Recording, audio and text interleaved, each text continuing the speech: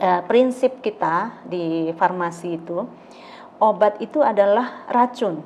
Yang membedakannya dengan racun adalah ketika menggunakan obat itu yang pertama kali harus diperhatikan gitu, ada prinsip, kita kenal istilah dagu sibu. Ketika menggunakan obat, ingat 5O.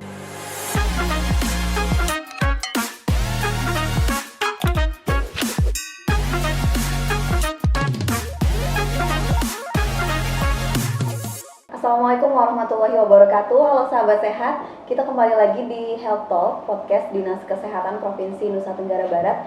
Dan memang sepertinya sudah 2 atau 3 minggu ya tidak berjalan podcastnya. Tapi sekarang saya senang banget hari ini ditemani oleh salah satu perempuan hebat nih. Salah satu superwoman-nya di Dinas Kesehatan. Ada Ibu Baik Fahmi Ilmiati SPAM APT. Assalamualaikum Ibu. Waalaikumsalam warahmatullahi wabarakatuh. Alhamdulillah baik, sehat ya? Produktif. Mantap, luar biasa.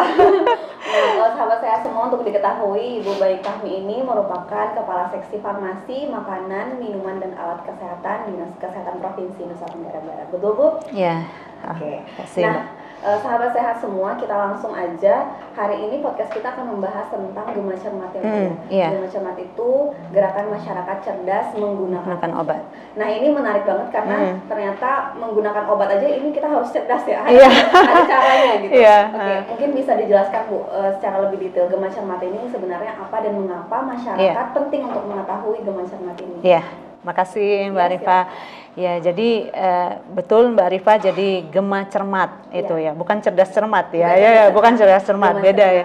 Gema Cermat itu merupakan singkatan dari Gerakan Masyarakat Cerdas Menggunakan Obat ya. Bukan berarti masyarakat kita kurang cerdas ya Mbak Rifa. Jadi kenapa ini ada program Gema Cermat? Itu adalah untuk meningkatkan kepedulian, kesadaran, pemahaman, juga keterampilan masyarakat dalam penggunaan obat. Kita selama ini trennya penggunaan obat itu meningkat Mbak Rifa, karena memang ada pergeseran pola penyakit ini. Jadi sebelumnya kan penyakit menular yang tinggi kasusnya yang kita hadapi, misalnya TB, ISPA. Sekarang ini 10 tahun, 20 tahun penyakit tidak menular juga meningkat. Penyakit tidak menular biasanya kan penyakit kronis yang membutuhkan pengobatan jangka panjang. Nah, kemudian dengan peningkatan penyakit tidak menular, penyakit menular juga masih ada, atau kita istilahnya double burden of disease. Nah, penggunaan obat itu juga meningkat. Penggunaan obat yang meningkat tentunya ada permasalahan di dalamnya. Biasanya kita sebut dengan istilah penggunaan obat yang tidak rasional. Tidak rasional. Nah, penggunaan obat yang tidak rasional ini Mbak terbagi menjadi 2. Yang pertama itu pengguna salahan dan yang kedua adalah penyalahgunaan. Beda ya berarti? Beda ya. Pengguna salahan dan penyalahgunaan. Itu bedanya apa? Iya, bahasanya mirip ya, tapi mirip. Maknanya berbeda. Kalau pengguna salahan itu adalah individu tersebut membutuhkan obat.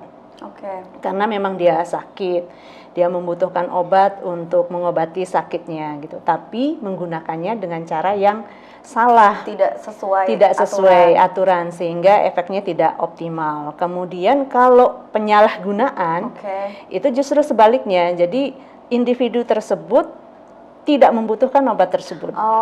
Dia sebenarnya sehat. Cuman dia menggunakan obat untuk mengambil efek-efek yang lain, efek tertentu yang justru euforia, kemudian memberikan rasa tenang, menghilangkan stres, mungkin maunya gitu. Padahal ketika dia mengkonsumsi obat itu justru membahayakan bagi tubuhnya. Ya, karena tidak diperlukan gitu. Tapi dia mengkonsumsi itu. Berarti tadi ada penyalahgunaan dan juga pengguna salahan. Nah, ini takut ketuker ya. Pengguna salahan ini kita sebenarnya memang membutuhkan obat, tapi ketika menggunakan itu caranya mungkin salah ya, tidak sesuai dengan aturan. Kemudian yang penyalahgunaan, kita tidak membutuhkan obat, kita tidak sakit, tapi kita mengonsumsi obat untuk merasakan efek-efek tertentu. Mengambil keuntungan dari itu gitu, yang sebenarnya merugikan. Tidak diperlukan, merugikan gitu. Baik. Nah, lalu berarti ini sebenarnya masalah yang bisa dibilang bisa didapatkan oleh siapa aja gitu Bu ya. Nah tapi sasaran dari Gema Cermat ini ada sasaran khususnya nggak? Ya tentunya karena ini adalah sesuai dengan namanya ya Mbak Rifa ya, Gerakan Masyarakat Cerdas Menggunakan Obat. Sasarannya tentunya adalah seluruh masyarakat, karena obat ini kan tidak bisa dipisahkan dalam sistem kesehatan kita. Seluruh masyarakat pasti membutuhkan obat. Dan kita dalam Gema Cermat ini sebenarnya adalah pemberdayaan masyarakat. Jadi ini kegiatan yang ditujukan seperti halnya promosi kesehatan yang lain. Kita melakukan intervensi dari sisi pengetahuan, membuat masyarakat misalnya yang sebelumnya tidak tahu menjadi tahu. Kita intervensi sikapnya yang sebelumnya tidak mau menjadi mau, kemudian tidak mampu menjadi mampu dari sisi perilaku gitu. Jadi kita ingin melakukan perubahan perilaku terkait dengan penggunaan obat yang benar dan tepat. Jadi tidak hanya benar, artinya jangan hanya penggunaannya saja yang benar, tapi juga tepat. Memang masyarakat benar-benar membutuhkan obat itu. Nah, ada tadi sempat saya sampaikan kan masalah terkait dengan permasalahan penggunaan obat, Mbak Rifa. Tadi ada pengguna salahan dan penyalahgunaan. Nah, pengguna salahan ini contohnya Mbak Rifa, ada beberapa permasalahan di masyarakat kita. Misalnya yang pertama adalah terkait penggunaan yang salah karena kurangnya informasi, misinformasi. Kadang masyarakat mendapatkan informasi dari media sosial ataupun dari internet yang belum tentu dijamin kebenaran informasinya. Kemudian berdasarkan informasi tersebut mencoba mengobati penyakitnya sendiri atau membeli obat sendiri. Hasil tebak-tebakan gitu kan, membaca. Kemudian juga bisa jadi juga mendapatkan obat itu berdasarkan resep, tetapi kemudian menggunakannya karena kurangnya informasi dari fasilitas pelayanan kesehatan, menggunakannya salah. Bisa jadi dosisnya kurang sehingga tidak berefek, atau dosisnya berlebih malah tidak baik buat tubuh gitu kan. Kemudian juga ketika dia merasakan efek samping misalnya, ada beberapa obat-obatan yang kemudian setelah diminum, urinnya menjadi warna merah. Nah, itu menimbulkan ketakutan. Akhirnya dia tidak patuh, tidak patuh lagi, tidak mau lagi mengkonsumsi obat-obatannya. Nah, hal-hal seperti itu yang ingin kita edukasi. Di samping itu juga ada beberapa mispersepsi kalau menurut saya terkait dengan obat-obatan ini yang perlu juga dilakukan edukasi yang masuk di dalam kegiatan kita Gema Cermat ini. Misalnya terkait dengan penggunaan obat generik, Mbak Rifa. Nah, obat generik itu kan persepsi di masyarakat selama ini obat murah, murahan, dan tidak manjur gitu kan. Efeknya kurang nih, kurang gitu kan. Nah, padahal sebenarnya obat generik ini kualitasnya tidak berbeda sebenarnya dengan obat branded. Cuman masyarakat kan kalau dapat obat branded, obat yang bermerek itu semakin mahal kok semakin senang gitu kan. Rasanya kayak mantep. Rasanya mantep, ini obat saya mantep gitu. Itu mispersepsi. Kemudian ada juga anggapan-anggapan seperti misalnya, kalau obat herbal itu, obat tradisional itu dia tanpa efek samping.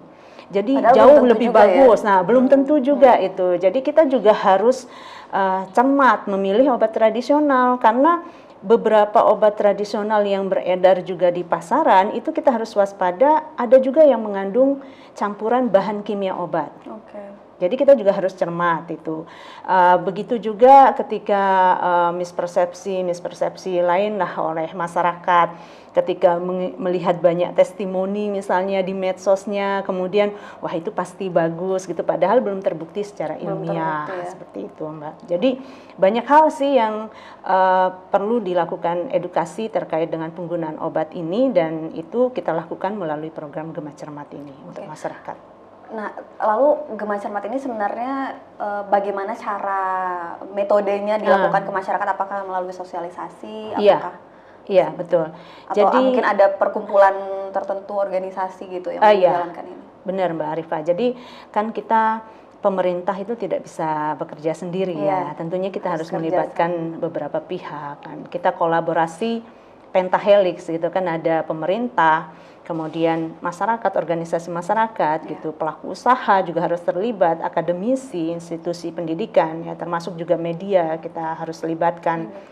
Jadi dalam Gema Cermat ini awalnya itu dilakukan pencanangan di tingkat nasional, Mbak Rifa. Itu dilakukan di bulan November 2015. Kita di NTB ini baru pencanangan tahun 2017. Di pencanangan di tingkat provinsi. Kemudian kita lakukan pencanangan di 10 kabupaten kota. Pada saat pencanangan itu kita melakukan rekrut, kerjasama, melakukan rekrut dengan tenaga kesehatan di seluruh kabupaten di seluruh kabupaten kota. Tenaga kesehatan ini yang kita rekrut ini untuk sementara adalah apoteker dulu. Karena apoteker mereka yang langsung dengan obat ya. Karena memang kompetensinya terkait dengan pelayanan kefarmasian itu kita apoteker dulu yang kita ajak kerjasama. Kita kukuhkan mereka sebagai apoteker agent of change. Jadi agen perubahan. Agen perubahan, apoteker yang menjadi agen perubahan. Nah, jadi apoteker yang kita kukuhkan ini kita harapkan mereka menjadi penggerak di masyarakatnya, mereplikasi kegiatan Gema Cermat, mendorong masyarakat di lingkungannya untuk melaksanakan kegiatan Gema Cermat itu. Termasuk apoteker agent of change ini juga kita harapkan nanti bisa berkolaborasi dengan kelompok-kelompok masyarakat itu sebagai narasumber atau orang yang bisa diajak diskusi lah terkait dengan penggunaan obat itu. Jadi lebih melekat ya dengan masyarakat juga. Jadi lebih melekat ke masyarakat, lebih banyak terlibat langsung dengan masyarakat. Agar masyarakat lebih mengerti ya, karena sebenarnya penting banget ya Bu ya, sudah terkait dengan penyalahgunaan obat, kemudian pengguna salahan tadi, itu kan berkaitan langsung dengan kesehatan kita ya. Betul, kalau salah-salah nanti bisa fatal gitu akibatnya. Oke, nah ini ada salah satu pertanyaan nih Bu. Kita kan di rumah kita nih, di masyarakat biasanya paling banyak punya antibiotik ya. Itu yang paling mungkin bisa dibilang wajib ada ya, salah satu obat yang wajib ada. Nah sebenarnya penggunaan antibiotik yang tepat itu kayak gimana? Karena itu kan salah satu yang paling sering dikonsumsi oleh masyarakat gitu. Nah, bisa dijelaskan Bu? Jadi memang terkait antibiotik ini spesial ini Mbak, spesial ya. Karena berdasarkan hasil riset kesehatan dasar tahun 2013 nih, 35,2% rumah tangga itu menyimpan obat, Mbak Rifa. Persis seperti yang Mbak Rifa tadi sampaikan ya. Hampir selalu ya. Iya. Saya yang di kosan pun pasti ada obat. Pasti ada obat kan. Kita jaga-jaga kan supaya nanti kalau sakit ya kita nggak repot lah gitu. Paling nggak ngademin hati gitu kan, ada obat di rumah gitu. Jadi 35,2% itu memang menyimpan obat di rumah tangga. Dari 35,2% itu 36%-nya adalah obat keras. Tanpa sadar ya itu? Iya, 36%. 28%-nya adalah antibiotik. Nah, sayangnya Mbak Rifa, dari 26% itu 86%-nya itu dibeli tanpa resep dokter. Bahaya juga. Iya, nah itu dia. Jadi kan antibiotik ini khusus. Dia sebenarnya itu masuk dalam kategori obat keras yang harus dibeli dengan resep dokter. Karena begini Mbak Rifa, jadi antibiotik ini adalah antibakteri. Jadi untuk fungsinya adalah untuk membunuh bakteri. Jadi baik dengan cara membunuh langsung bakteri itu ataupun menghambat pertumbuhannya. Cara kerjanya seperti itu. Nah, cuma kalau kita tidak menggunakannya secara benar, dia justru akan bisa membuat bakteri atau kuman itu menjadi lebih kuat. Istilahnya kita resisten. Nah, itu yang lebih bahaya. Karena begitu dia resisten, antibiotik ini menjadi tidak efektif. Kumannya itu bisa bermutasi menjadi bentuk lain yang bisa jadi lebih kuat, sehingga kemudian tidak sembuh, waktu penyembuhan menjadi lebih lama, butuh antibiotik lain yang dengan dosis yang lebih tinggi, kemudian pada akhirnya biaya pengobatan menjadi lebih mahal. Kembali lagi ke sana ya Bu. Iya, dan ini WHO sudah juga concern dengan hal ini Mbak Rifa. Jadi menurut prediksi WHO, di tahun ini saja sekitar 700.000 kematian akibat resistensi antibiotik. 700.000. 700.000 itu akibat antibiotik, akibat resistensi. Bahkan menurut WHO perkiraannya di tahun 2050 itu ada 10 juta kematian akibat resistensi antibiotik. Jadi kayak silent pandemi. Iya. Jadi kayak kemarin kita kan COVID nih, pandemi kan. Kita sadar ada pandemi. Nah ini silent ya. Kalau tidak niatnya pun sebenarnya untuk mengobati ya malah. Iya. Itu mengobati. Jadi sampai akhirnya WHO itu memang di tanggal 18 sampai 24 itu mereka melaksanakan ada namanya Pekan Kesadaran Antibiotika Sedunia. Setiap tanggal 18 sampai 24 November sampai sepenting itu. Makanya kita menghimbau terkait dengan penggunaan antibiotik ini harus bijak. Ada beberapa faktor yang bisa menyebabkan resistensi, Mbak Arifa. Yang pertama adalah penggunaan antibiotik bukan untuk bakteri. Nah, contohnya ya, kita kan sering tuh batuk pilek. Batuk pilek itu sebenarnya sebagian besar disebabkan oleh virus. Cuman kadang masyarakat kita kan taunya antibiotik ini obat dewa gitu, obat segala hal. Jadi pilek, batuk, nggak sabaran langsung hajar dengan antibiotik. Gitu. Padahal sebenarnya penyebabnya sebagian besar oleh virus. Yang kedua, ketika diresepkan antibiotik oleh dokter misalnya, minumnya tidak teratur. Antibiotik ini harus diminum teratur gitu. Dan biasanya ada peringatan dari dokternya harus minum sampai habis. Ya, betul. Jadi harus biasanya dihabiskan. Sudah merasa sembuh, tidak dilanjut lagi. Itu harus habis beneran. Harus habis. Jadi sesuai dengan jumlah yang diberikan oleh dokter itu kan sudah diperhitungkan. Gejala, kemudian kira-kira, kemudian penyembuhannya akan selesai sejumlah itu, maka harus dihabiskan. Kemudian dia harus tepat waktu. Jadi misalnya contohnya 3 kali sehari gitu Mbak Arifa. 3 kali sehari kan selama ini kalau kita mikir kan minum obat 3 kali sehari gitu. Saya pernah penyuluhan kebetulan Mbak Arifa. Nah dipikirnya 3 kali sehari itu pokoknya 3 kali selama matahari masih terbit gitu kan.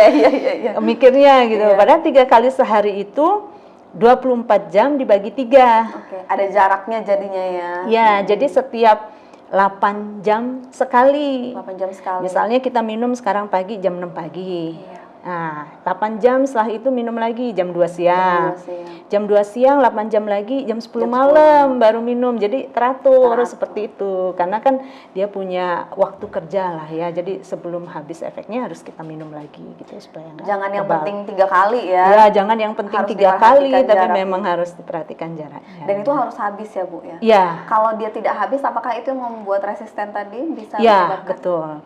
Jadi kan istilahnya kalau tidak dihabiskan, ini kan kumannya baru pingsan, ya kan? Istilahnya belum sepenuhnya mati, tapi kemudian kita berhentikan obatnya, dia bisa bangun lagi menjadi lebih kuat. Nah, itulah yang kemudian menyebabkan resistensi. Tadi saya mau nanyakan soal ini, Bu. Tadi kan kita yang Ibu bahas itu bagaimana cara kita sebagai bagian dari pemerintahan gitu kan untuk melakukan gema cermat ini.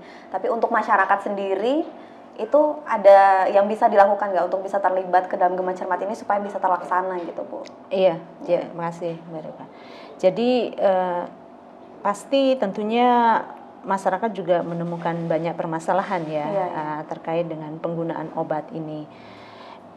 Tentunya permasalahan ini ada baiknya kemudian juga bisa didiskusikan dengan profesional yang memang ahli di bidangnya ya. Misalnya jika menemukan permasalahan terkait penggunaan obat, maka jangan ragu untuk berkonsultasi dengan dokter ataupun apoteker gitu. Saya yakin di fasilitas pelayanan kesehatan kita di puskesmas itu teman-teman apoteker maupun dari Promkes puskesmas juga aktif melakukan penyuluhan. Kalau memang ditemukan permasalahan, masyarakat jangan ragu juga untuk kemudian misalnya mengundang puskesmas ataupun menyampaikan permasalahan, nanti misalnya turun untuk melakukan promosi kesehatan. Kemudian juga masyarakat juga tentunya dengan kegiatan Gema Cermat ini kita mendorong masyarakat untuk lebih berhati-hati kan dalam penggunaan obat. Nah, salah satu yang mungkin perlu harus diperhatikan juga oleh masyarakat itu ya terkait dengan penggunaan obat itu tidak boleh sembarangan, kemudian juga tidak sembarangan juga memberikan menganjurkan orang lain untuk menggunakan obat gitu kan. Sering misalnya kan kumpul ibu-ibu arisan ini kan, pakai misalnya saya sembuh. Itu sering kan. Jadi misalnya saya cocok loh pakai obat ini. Nah kemudian ibu itu kemudian pulang, katanya ibu ini cocok pakai ini, akhirnya beli coba gitu, padahal belum tentu. Nah ada baiknya lebih berhati-hati dalam menggunakan obat, karena begini Mbak Rifa. Prinsip kita di farmasi itu, obat itu adalah racun. Justru racun ya? Justru racun. Jadi yang membedakannya dengan racun adalah takaran atau dosisnya.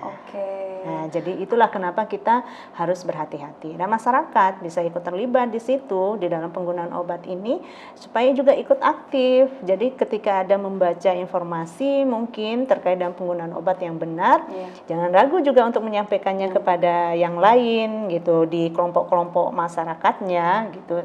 Tetapi tentunya tetap harus menyaring berita yang dari medsos, dari sumber internet, yang terpercaya. dari sumber yang terpercaya.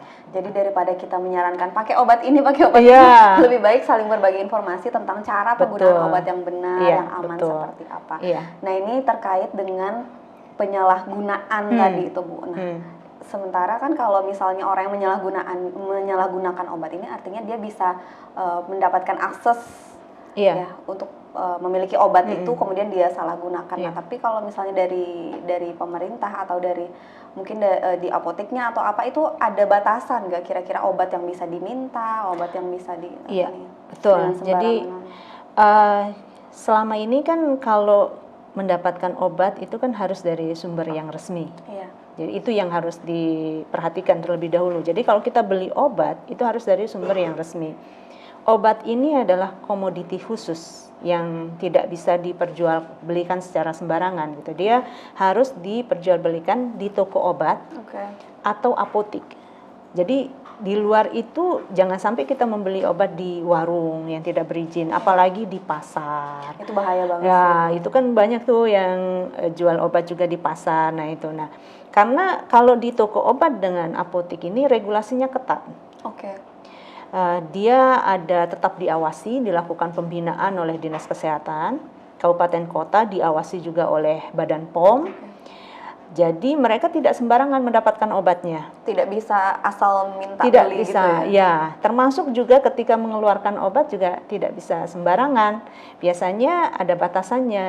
Nah, kita sudah tahu biasanya kalau di apotik itu ketika ada yang membeli obat dalam jumlah yang banyak, apalagi berulang, ada juga mungkin yang menggunakan trik-trik untuk mendapatkan obat dengan cara-cara tertentu gitu. Kita sudah bisa paham itu. Patut dicurigai patut dicurigai gitu, karena ini. Dan kita sudah hafal itu obat-obatan yang sering disalahgunakan itu apa saja gitu. Jadi kita sudah untuk obat-obatan itu, obat yang sering disalahgunakan itu sudah ada aturannya ketat sekali. Jadi tidak boleh diperjualbelikan dalam jumlah yang banyak gitu, sehingga memang regulasinya lebih diperketat. Dan ini memang harus Mbak Rifa. Harus, iya. Kita kan Indonesia ini katanya dapat bonus demografi kan. Bonus demografinya karena jumlah penduduk di usia produktifnya cukup banyak. Justru di usia produktif inilah yang banyak melakukan penyalahgunaan itu, dan kalau ini dibiarkan maka itu akan bisa merusak generasi kelangsungan bangsa gitu. Jadi memang harus segera kita juga lakukan istilahnya mendapatkan perhatian terkait dengan penyalahgunaan ini gitu. Apalagi di usia-usia seperti itu biasanya rasa penasarannya masih besar banget ya. Penasaran, kemudian pengaruh kelompoknya, lingkungan gitu. Bilang, kamu stres nih, kamu betul. Gini aja kayak aku biar santai. Akhirnya pengaruh biasanya bener, begitu Mbak. Jadi pengaruh lingkungan, diajak teman gitu, apalagi kan masih istilahnya emosi mungkin masih mencari jati diri. Pencarian jati diri labil gitu ya. Nah Bu, tadi Ibu sempat menyinggung bahwa banyak masyarakat yang di rumahnya ini kan punya obat, dan sebagian besar itu malah obat keras juga termasuk. Nah, saya lihat di sini di meja sudah ada Ibu bawa contoh ya Bu ya. Mungkin bisa ditunjukkan kira-kira cirinya yang ada maknanya ini obat keras, ini obat yang memang dijual bebas seperti itu. Mungkin bisa dikasih contoh Bu. Makasih. Jadi ini banyak nih. Ini kita bawa contoh ini. Saya bukan lagi jualan obat nih. Enggak ya. Kalau mau beli ada linknya di sini. Enggak. Jadi ini kita pingin sekaligus mengedukasi gitu ya masyarakat, Mbak Arifah. Jadi kita pingin perkenalkan bahwa ketika menggunakan obat itu yang pertama kali harus diperhatikan gitu, ada prinsip. Kita kenal istilah dagu sibu. Dagu sibu apa tuh, Bu? Bukan dagu sibu. Ini ya, Bu, ya? Oh, bukan dagu ya. Dong, dagu ya. sibu itu dapatkan, danya dapatkan, gunya gunakan, sinya adalah simpan, dan bunya adalah buang. Oh, buang. Nah, dapatkan, gunakan, simpan dan buang. Obat berarti ya. Ya, obat sibu. dengan benar. Nah, dapatkan tadi seperti saya sampaikan, dapatkan itu dari tempat yang resmi. Apotik dan toko obat yang boleh. Jangan di kios-kios jangan di warung, kemudian apalagi di pasar yang tidak jelas ditaruhnya di mana gitu kan. Jadi harus dari tempat yang resmi, itu dapatkan. Kemudian yang kedua, gunakan. Gunakan obat itu pertama perhatikan dulu keamanannya, tingkat keamanannya, Mbak Rifah. Nah, tingkat keamanannya itu sebenarnya di masing-masing kemasan obat itu, Mbak Rifah, ini sudah diberikan logo. Jadi kalau logo, kalau logonya warna hijau seperti ini, jadi lingkaran hijau, kemudian ada lingkaran hitam gitu, ini artinya dia obat bebas. Ini saya langsung lihat paracetamol nih.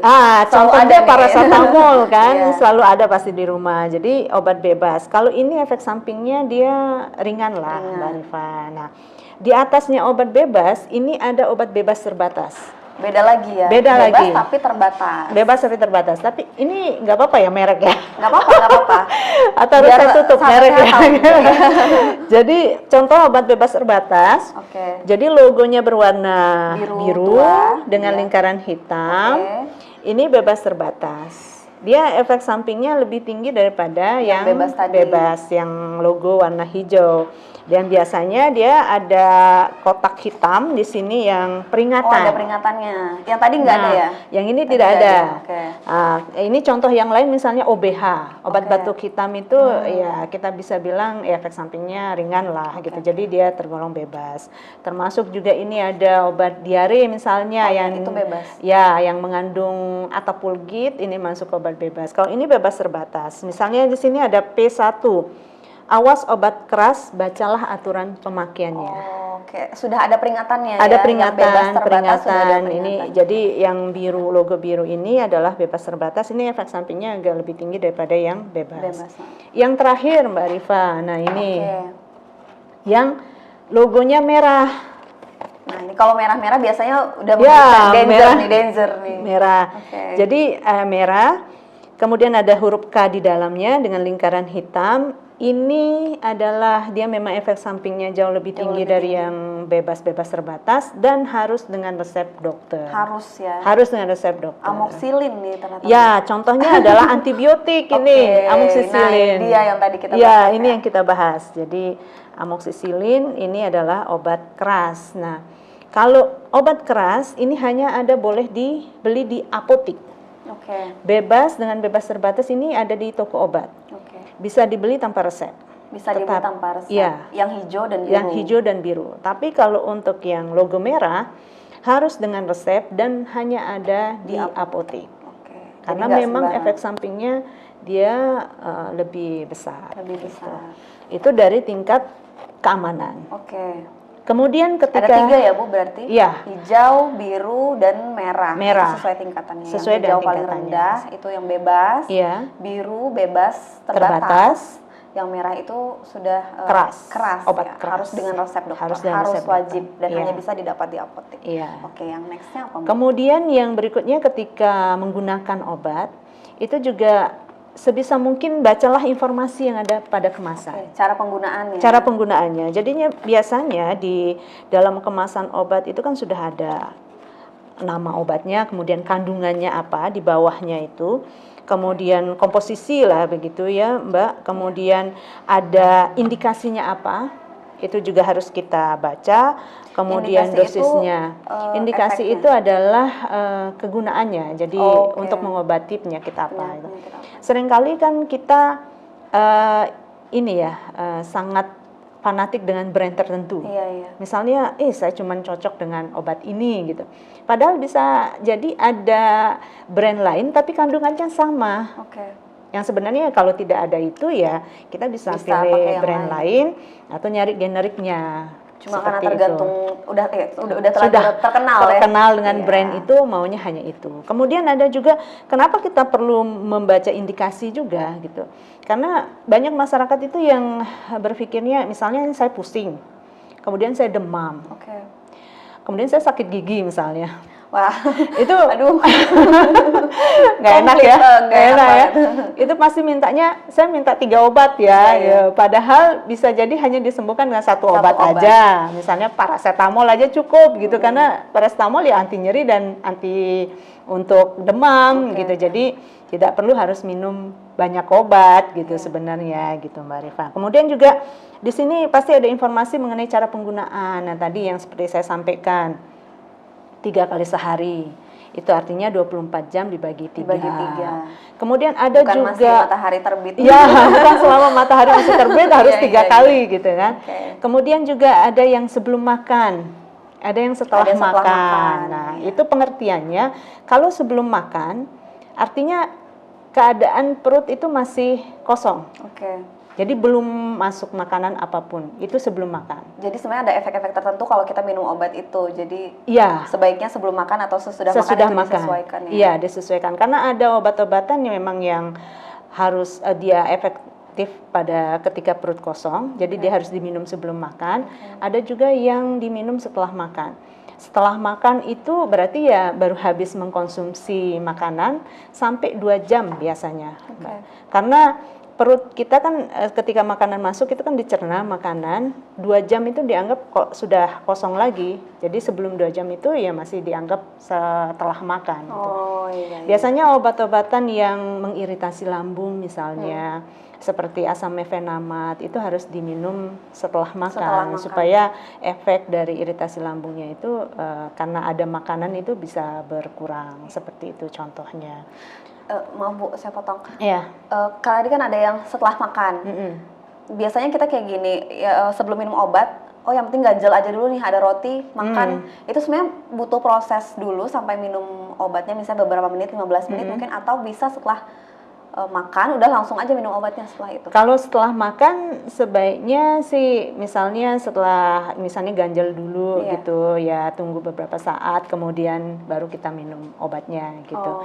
Karena ada juga penggunaan obat yang bersama makanan bahasanya. Ada juga ya. Ada juga. Saya belum pernah ketemu sih bersama makanan. Biasanya bersama pisang. Kalau orang susah nelen kan biasanya pakai pisang ya. Jadi nggak pakai air, pakai pisang gitu kayak gitu.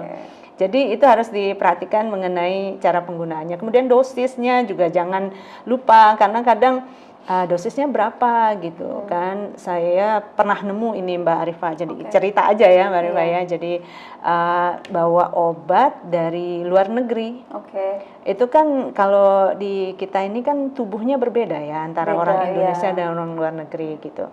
Di kita mungkin dosis lazimnya lebih rendah daripada yang di luar gitu. Nah, ketika minum, jangan-jangan kita kelebihan dosisnya. Nah, itu harus diperhatikan dosisnya, karena juga di pasaran ada macam-macam dosis dari obat itu. Biasanya mulai dari dosis yang lebih rendah dulu, kemudian kalau diperlukan bisa ditingkatkan seperti itu. Kemudian juga di sini ada informasi mengenai kontraindikasi, itu juga penting. Kalau kontraindikasi itu adalah kondisi di mana kita tidak diperkenankan untuk meminum obat itu atau efek-efek yang bisa timbul dari meminum obat itu. Misalnya ada obat-obatan yang obat hipertensi misalnya yang justru bisa menyebabkan asma. Nah, biasanya itu kayak kaptopril itu menyebabkan batuk. Nah, buat orang yang mengalami gangguan pernafasan misalnya ya itu menjadi perhatian. Nah, itu kontraindikasi. Nah, itu semuanya sebenarnya ada sudah tercantum di kemasan. Nah, itu yang mungkin masyarakat kita dorong kalau menggunakan obat jangan lupa dibaca dulu informasi pada kemasannya. Minimal seperti itu, Mbak Rifa. Minimal seperti itu. Lebih baiknya sih berkonsultasi dengan tenaga profesional, dokter ataupun apoteker. Di mana tempat ngambil obatnya ya? Iya. Kalau bisa ya jelas harus tenaga kesehatannya, supaya itu yang lebih mengerti. Oke, tadi udah sampai GU nih Bu ya. GU itu gunakan. Tadi udah dijelasin cara menggunakan obatnya yang tepat, yang baik seperti apa. Kemudian kita lanjut ke Dagu Si. Bu. Si berarti simpan ya Bu. Iya. Itu cara simpannya emang ada cara tertentu ya Bu? Ya benar. Jadi obat ini kan komoditi khusus. Iya. Jadi dia harus disimpan supaya kualitasnya tetap terjamin. Oke. Kalau misalnya di level distributor itu kan kemasannya berlapis-lapis gitu kan, ada kemasan tersier, sekunder, sampai yang primer yang langsung melekat di obatnya, itu kemasan primernya. Nah, supaya kualitasnya tetap terjamin, maka dia harus disimpan, jadi tidak boleh kena sinar matahari langsung. Kemudian terhindar dari cahaya matahari, kemudian juga tidak boleh disimpan di tempat yang lembab. Ada beberapa obat itu yang terutama misalnya vitamin, ini paling sering vitamin C, itu sangat higroskopis ya, istilahnya dia gampang lembab, menyerap air. Jadi kalau misalnya disimpan di tempat yang lembab, dia jadi lembek. Itu kemudian juga tidak boleh juga, harus disimpan di tempat yang aman, jauh dari jangkauan anak-anak. Itu bisa-bisa ya, jadi dipikirnya permen nanti kan. Jadi karena warna-warni mungkin ada rasa apa, mungkin kan dipikirnya permen, jadi harus disimpan di tempat yang aman. Bagusnya di rumah itu kita punya semacam kotak P3K itu kotak P3K yang khusus untuk menyimpan obat-obatan. Nah, juga jangan lupa itu harus diperhatikan tanggal expired. Nah itu dia, biasanya karena udah kelamaan nyimpen, kita lupa. Mau digunakan, lupa ngecek tanggal expired. Nah itu juga harus diperhatikan. Jadi tanggal expired jangan sampai kita minum obat yang sudah kadaluarsa, karena itu kan berbahaya. Nah itu terkait dengan simpan. Nah, kemudian yang terakhir ini Mbak, kan tadi Dagu Si Bu, ada bunya adalah buang. Nah ini yang sering juga kita tidak perhatikan. Ketika kemudian obatnya expired, kita buang aja ke tempat sampah. Oh nggak boleh ya Bu? Iya, jadi kita kan melindungi dari oknum-oknum yang tidak bertanggung jawab. Kita misalnya ya, ini yang kita takutkan, misalnya ada yang kemudian mengumpulkan, kemudian menjual ulang misalnya, padahal sudah kadaluarsa. Nah, makanya cara membuang yang benar obat adalah dirusak kemasannya, dihancurkan, kemudian masukkan dalam plastik, baru kemudian kita buang di tempat sampah. Kalau misalnya dalam bentuk cairan atau sirup, nah itu tinggal dimasukkan istilahnya di wastafel atau di saluran pembuangan air, dibuka botolnya, baru kemudian botolnya kemasannya kita rusak, baru dibuang gitu. Jadi itu prinsip Dagu Si Bu. Mungkin satu tambahan Mbak Rifat di GU tadi, gunakan. Jadi secara keseluruhan kalau kita di Gema Cermat ini istilahnya ada gerakan 5O. 5O apa itu Bu? Nah, 5O, jadi ketika menggunakan obat, ingat 5O. O yang pertama, perhatikan obat ini apa nama dan kandungannya. Itu O yang pertama. Yang obat kedua, ini apa namanya? Nama dan kandungannya. Nah, itu O yang pertama. O yang kedua, obat ini apa khasiatnya. Itu ya O yang kedua. Kemudian O yang ketiga, obat ini berapa dosisnya. Berapa dosisnya. O yang keempat, obat ini bagaimana cara penggunaannya. Dan yang terakhir, obat ini apa efek sampingnya. Nah, itu yang perlu diperhatikan. Ingat 5O. Jadi Gema Cermat kita selalu ingat 5O. Selalu berkaitan dengan 5O itu ya Bu? Iya. Jadi tadi yang pertama 5O itu O-nya obat ini apa nama dan kegunaannya, kandungannya. Kemudian yang kedua tadi obat ini apa khasiatnya, kegunaannya. Gitu. Ketiga, obat ini bagaimana cara penggunaannya, berapa dosisnya.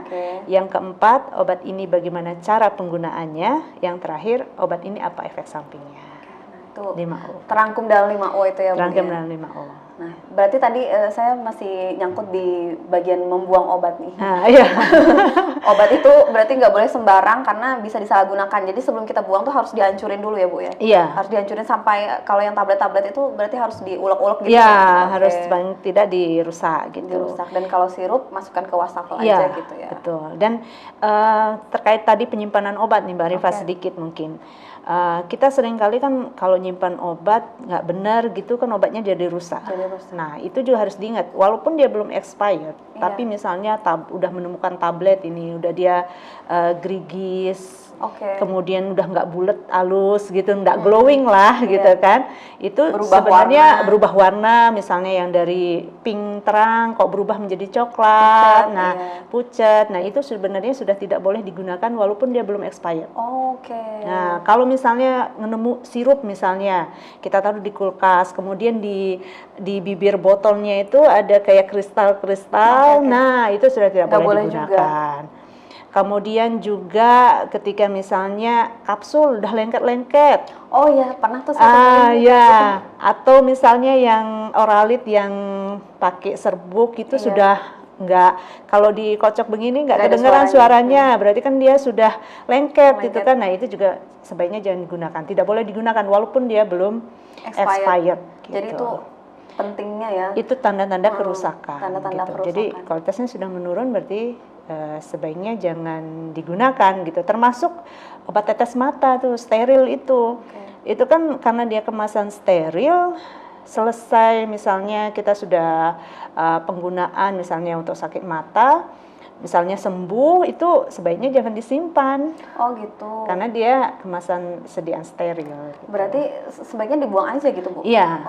Setelah selesai sebaiknya, apalagi sampai dikasihin ke tetangga misalnya itu, aduh perih, aku punya obat tetes mata, kamu mau nggak? Itu nggak boleh ya? Itu tidak diperkenankan sebelumnya. Saya pikir kalau obat tetes mata itu yang penting tutupnya udah rapat aja, udah nggak pernah dipakai, dalam waktu beberapa lama bisa dipakai lagi. Nggak gitu ya? Bahaya. Nah ini penting juga nih informasinya nih sahabat sehat, kalau punya obat mata di rumah udah lama nggak dipakai, buang aja. Buang aja, ya.